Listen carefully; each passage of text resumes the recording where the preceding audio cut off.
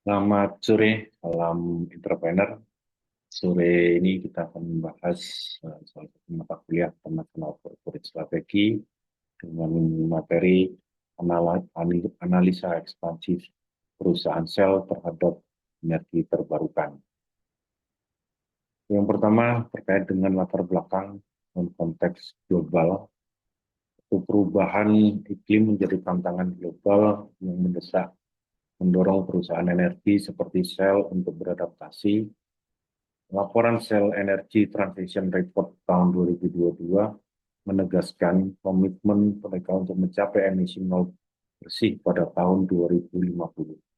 Ini merupakan langkah penting sejalan dengan tren global yang menunjukkan peningkatan signifikan dalam investasi energi terbarukan yang mencapai 300.000 US dollar miliar pada tahun 2020.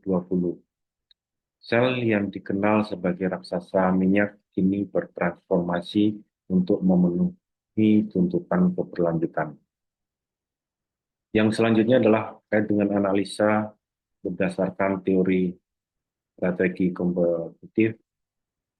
Dalam menganalisa strategi ekspansi sel, kita dapat menggunakan kerangka teori strategi kompetitif dari Michael Porter.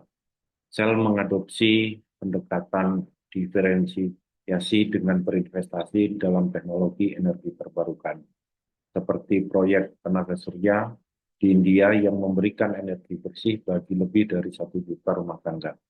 Namun tantangan datang dari perusahaan baru yang lebih gesit dan inovatif. Oleh karena itu, sel perlu berinvestasi dalam penelitian dan pengembangan untuk tetap kompetitif. Selanjutnya adalah terkait dengan rekomendasi strategi untuk masa depan sel. Sel harus mampu mengembangkan rekomendasi strategis untuk memastikan keberhasilan ekspansi mereka. Pertama, investasi dalam hal teknologi energi terbarukan harus ditingkatkan dengan lebih dari 25 miliar US dollar dialokasikan dalam 5 tahun terakhir. Kedua, memperkuat kemitraan strategis dengan perusahaan teknologi akan mempercepat inovasi. Diverifikasi portofolio energi terbarukan juga penting untuk mengurangi risiko ketergantungan pada satu sumber energi.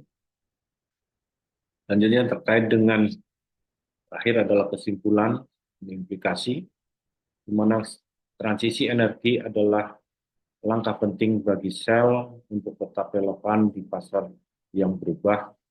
Dengan berinvestasi dalam energi terbarukan, sel tidak hanya berkontribusi pada keberlanjutan global, tetapi juga memanfaatkan peluang pasar yang semakin meningkat. Hal ini akan memperkuat posisi mereka sebagai pemimpin dalam industri energi yang berkelanjutan. Demikian materi kita hari ini.